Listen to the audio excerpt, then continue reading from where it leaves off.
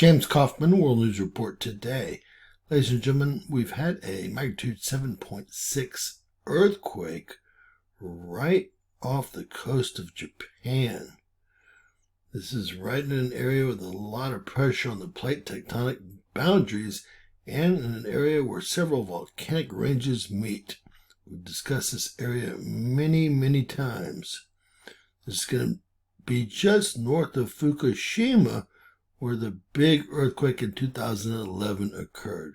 A 7.6 came in at a 7 on the DYF, a 7 on the shake map, and the most important thing here is there's an associated tsunami warning.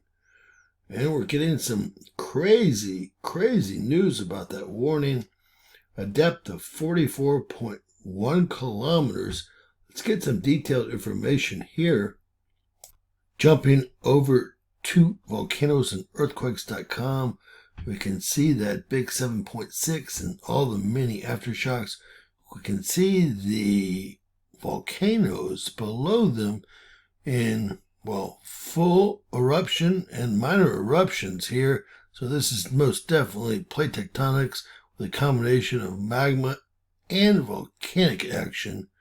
Let's see if we can get some detailed information on this.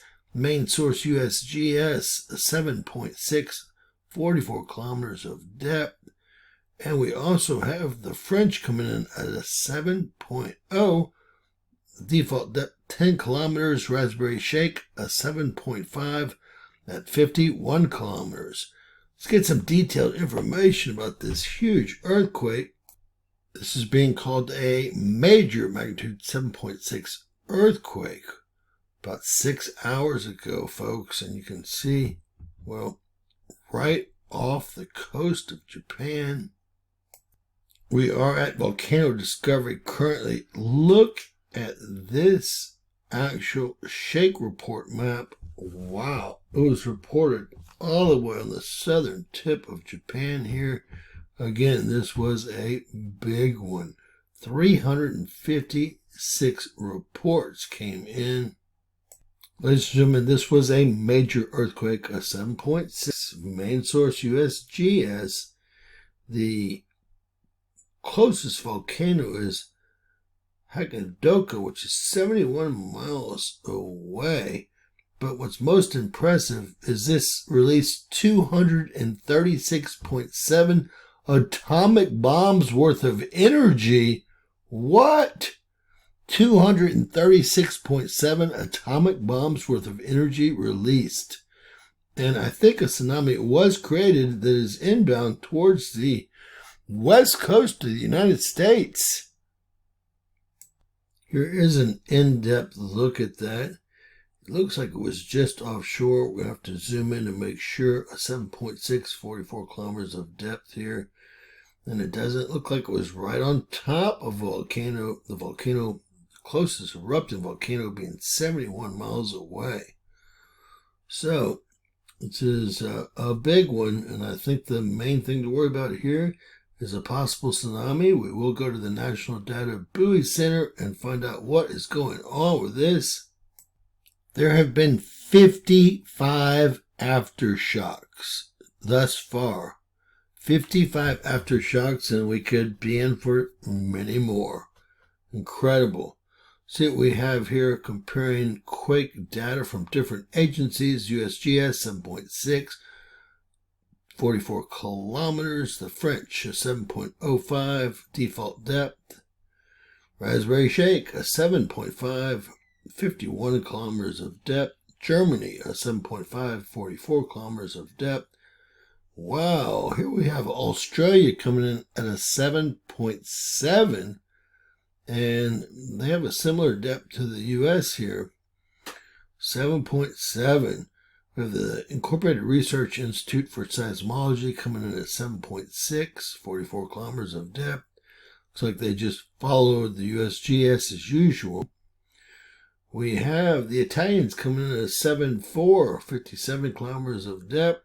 Looks like they're following the depth of the Australians, but they weren't thinking it's plus or minus 0.2. So, wow. We have the Europeans finally coming in at a 7.6, 58 kilometers of depth as well. And everyone knows that a depth of 10 kilometers often means the depth of the quake could not be determined with sufficiency, especially if they put the asterisk near it. I guess like the French did here. I don't see anybody but the French doing that with this particular quake. Again, 57 aftershocks. Wow. Over to the National Data Buoy Center here. Wow. That's all I can say here. We have 1, 2, 3, 4, 5, 6 buoys in event mode. I'm going to be more curious about these two buoys over here. We'll start with station 21413. And you can see it's a very, very small event, not worth mentioning. Station 21419, a very small event. I think these events up here should be larger here. Don't really see an event here. Events are regularly in red. This could be a half a foot. Let's see what we have here. We'll take a look at that. Looks like a very small event. Station 21415. Here's station 21414.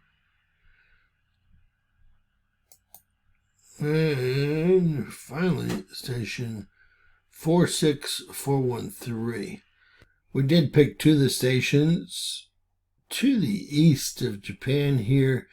And all we're seeing here is 10 centimeters, which I guess is, well, technically a tsunami, but 10 centimeters, not 10 feet of, a water column movement here, or water column height movement. And it looks like it lasted for about 3 minutes, maybe 3.5 minutes. Nothing to worry about whatsoever. We'll take a look at one other buoy.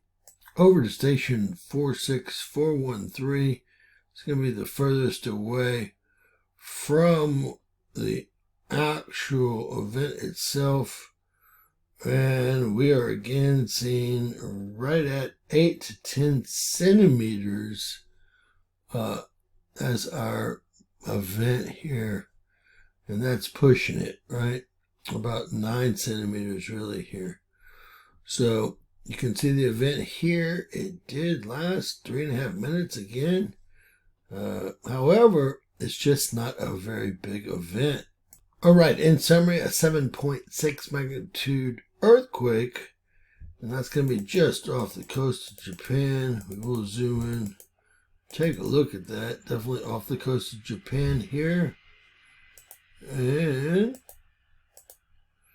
we came in at 7 on the DYF, 7 on the shake map, and we had an associated tsunami warning. Turned out to only be about 9 to 10 centimeters high. That's after it's halfway across the Pacific Ocean. The main thing here is we actually released over 236 atomic bombs worth of energy. And we've had 55 aftershocks or afterquakes since the main 7.6. This is going to be Fukushima down here in this area. So this is amazing, folks. A very, very big quake. Imagine that.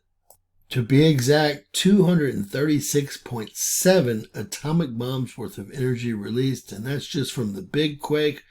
That doesn't take into effect all of the 55 plus aftershocks.